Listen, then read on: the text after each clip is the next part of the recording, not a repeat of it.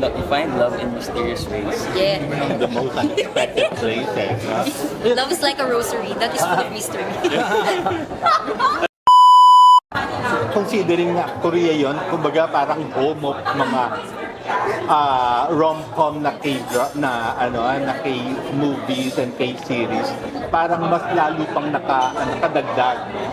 Actually, very romantic ang Korea. Kaya siguro pinili rin ng Pocket Media ang Korea to be one of our locations. Kasi ang dreamy niya kumbaga ang dali na niyang pag-shootan kasi romantic na yung location itself. So parang ang dali nang gumawa ng eksena na nakakakilig doon.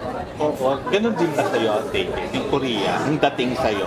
Yes, actually, sabi ko nga sa Korea, if I were to describe it, parang lahat ng places doon, parang artistic. Oo. Artsy. Tapos ang ganda ng mga ilaw, like even yung mga river, may ilaw. Yes. Tapos yung vibe, tapos malamig pa. So, sabi ko, Korea, ganda talaga, very romantic. How do you find itong character mo na ang yaman, pero choosy pagdating sa babae? I think lahat naman ng mayayaman siguro ay siguro they are perceived as someone who is very siguro sure sa lahat ng ginagawa niya or like siguro intimidating, but actually if they meet that person that will make them fall in love, mag-iiba lahat. Oo. Diba? So, Paano mo na-enjoy yung character? but I mean, it was so nice to shoot in Korea and also pati yung coach na gamit ko yung Porsche. Nalala ko nag-drive tayo dun. Diba? Oo, sa Subic. Oo, super na-enjoy ko yun. And yeah, at saka ang galing din kasi ni Direk. So nakakatuwa na mag-acting ka sa ganun kagaling na Direk. Most memorable moment while you were shooting in Korea? In Korea, siguro yung aming eksena sa meron kasi kami pinuntahan na parang sobrang taas na restaurant. Anong tawag doon? Parang sky view garden restaurant, ganyan.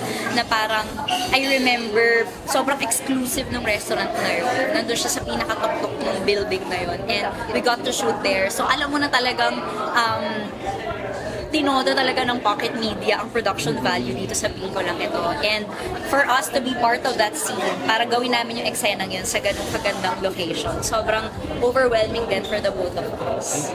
Sa'yo din yun. Yes, ginasasan talaga yung itong pelikula na to. Kaya sana supportahan nila. Napakaganda. Kilig talaga. Oo. At so, how do you find your role compared dun sa role ninyo sa Pulang Araw? Kasi magkaiba, di ba? Ayoko naman. Kasi si Adelina, pinabata ko talaga siya eh. Dito, mature na si Nile. Sophisticated na siya.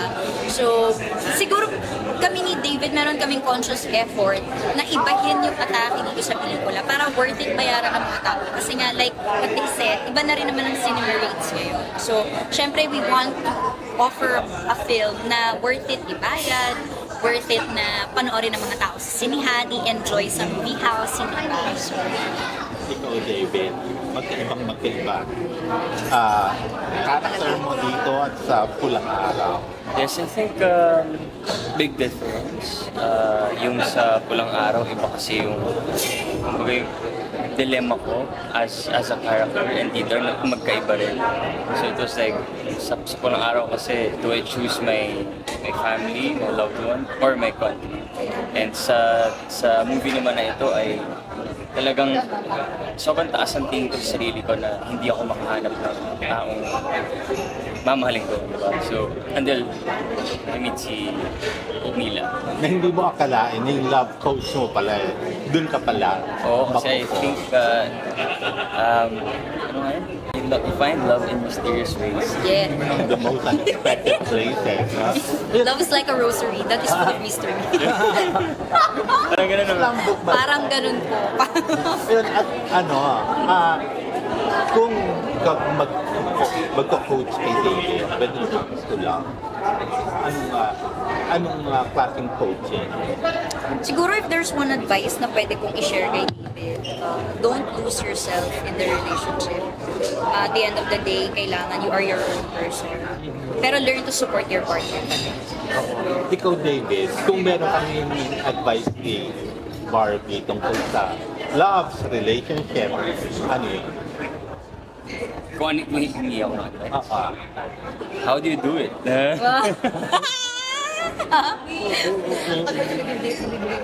Did you find it? How do you find it? I find it here. halos magkasabay na yung July pareho, ang showing nito, tapos pulang araw, birthday, Yes, di ba? birthday. Oo, yun. So, how do you feel na may pressure ba? May nervyo? Actually mas excited kami kasi parang there's so much happening in July.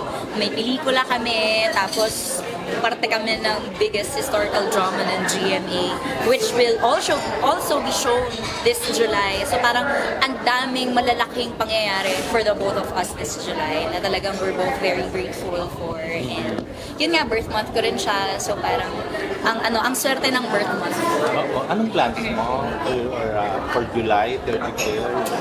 Gusto kong mag-steak. Pag-iipunan ko po yan with my family. Gusto ko i-treat ang family ko ng steak. Oo. Yun. Hindi naman ako nag-celebrate ng malaki talaga. Oo, lagi di ba? Noon nga, Twin Hearts. Yan, oo, kung available ng twins, gusto ko sila makasama sa birthday. So, David, kumusta yung nakaraang birthday mo? Anong ginawa mo? Punta lang ako sa kasal ng kaibigan ko. So, Ng birthday mo? I wasn't able to celebrate actually dahil nga kasal yung best friend ko. So, I had to go there. Pero linit naman nila ako. Kumanta-kanta naman Ikaw ba sila ang dun nakasalo sa- ng bouquet? Hindi naman. Oo, hindi ka nag-celebrate sa hindi ako nakapag-celebrate. Siguro, I'm thinking about it kung mag-celebrate ako next week. But we're super busy this July, so baka next year na lang siguro. Hindi ako nag-birthday actually. Talaga ba? Nag-event din yata kasi siya ng birthday niya. Iba yung niyong dalawa ngayon. Yung closeness, parang sobrang comfortable kayo. How would you quantify and qualify Quantify and yung yung pag-care Habang niyo ako sa isa't isa, yung love niyo for each other? There were a lot of acceptance and adjustments made to make it work, pero it was all worth it kasi kita niya naman may pelikula na kami ngayon and ang gaganda ng mga nangyayari sa amin ngayon. So everything we did to make this work, it was all worth it. Gaano mo kamahal si David? I mean, in Ganon? terms of, Ganong level? being, in terms Gaano of siya- being a friend. Kamahal? Mahal? Na araw? Mura. Mahal na araw? Mahal. Nagkikare. Oo. Siyempre, hindi naman mawawala rin yung love and care mo sa katrabaho, especially if everyday kayo magkasama, diba? Kasi inevitable yan Since palagi kayo magkasama, diba, makikita mo, madidiscover mo yung weaknesses niya, makikita mo yung strengths niya. So, alam mo kung alin yung mas i-boost mo, alin yung mas i-hype mo, yung susuportahan mo, diba? So, Ikaw, David, gaano mo kamahal si Barb? mahal? Bilang kaibigan? Siyempre naman, Ano pwede mong gawin for her? pwede kong gawin for her. I'd move the mountains. Joke lang. For me, Yung mga mountains, ang inisip ko kape lang Oo nga joke lang. Siguro gaya na sinabi ko, like, forever siya. For example, next time, pag may na ako, lolo na ako, ganyan, diba? Yun yung makikwento ko diba, na like yung si Barbie.